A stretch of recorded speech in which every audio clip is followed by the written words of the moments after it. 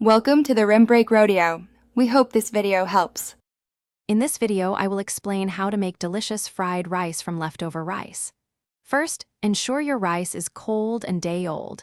This is key for great texture. Next, gather all your ingredients, including any protein like chicken or shrimp, and your favorite vegetables. Mince your garlic and ginger, and chop everything else into small, manageable pieces so it cooks evenly and quickly. Now, heat 1 tablespoon of oil in a large wok or skillet over medium-high heat. Once hot, add your protein, such as chicken or shrimp, and cook until it's almost done. Remove it from the pan and set it aside. Next, add your minced garlic and ginger to the hot oil, stirring constantly for about 30 seconds until they become wonderfully fragrant.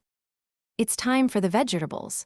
Add harder vegetables like carrots and stir-fry for about 2 minutes before adding softer ones. Push everything to one side, add another tablespoon of oil, and quickly scramble 2 eggs.